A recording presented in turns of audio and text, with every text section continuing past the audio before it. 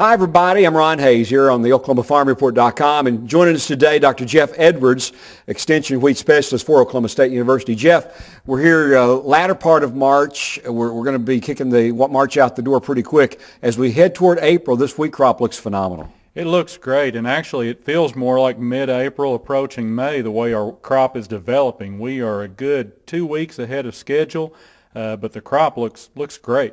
Now, tell me a little bit about how things break down on maybe a region-by-region basis. Well, north central Oklahoma on into central Oklahoma is in great shape. That's really the best looking crop that we had or have right now. As you move into southwest Oklahoma, out into western Oklahoma, they've caught some rainfall that's pretty timely, and they are still going to be able to pull off a crop if they continue to get rainfall, but they don't really have much subsoil moisture to work with. As you move out into the panhandle of Oklahoma, things get a little bit worse. They've missed out on a lot of these rains, and they're going to be struggling to pull off a crop this year. Any problems, any pests out there at this point that you're watching closer than others? Well, we had an explosion of aphids here about 2 weeks ago, and a lot of people sprayed for those. After the rainfall that we had, and we've had a lot of activity from natural predators, it's kind of reduced that infestation. The aphid numbers have subsided.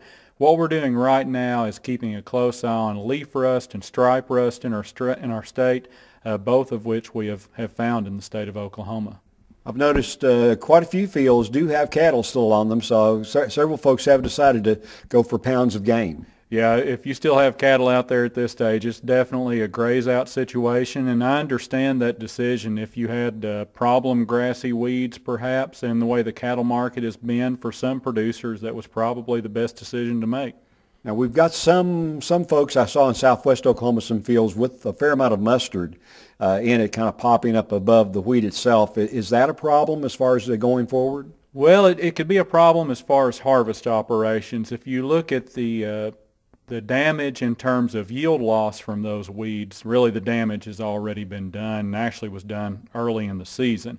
So right now we're looking at a situation where we may need to take those weeds out to allow a speedier and more timely harvest operation. When we think about being ahead of normal, that always gives us fears of maybe some freeze damage, right? It does. It doesn't necessarily mean that we're going to have freeze injury, and I hope we do dodge the bullet, because we're far enough along now that if we were to have a freeze, it would be devastating. So we're nervous. We have our fingers crossed. And I know that in the latest crop weather update, they even talked about a few fields starting to head.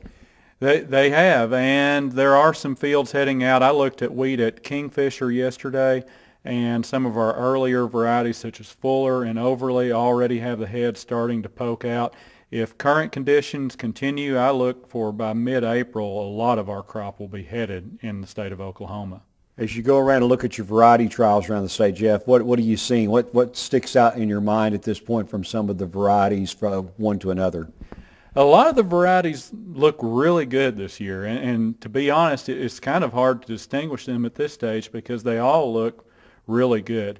We're starting to see some stripe rust come in, and as that progresses, if it progresses, I think that's really going to separate a lot of our varieties and how well they look.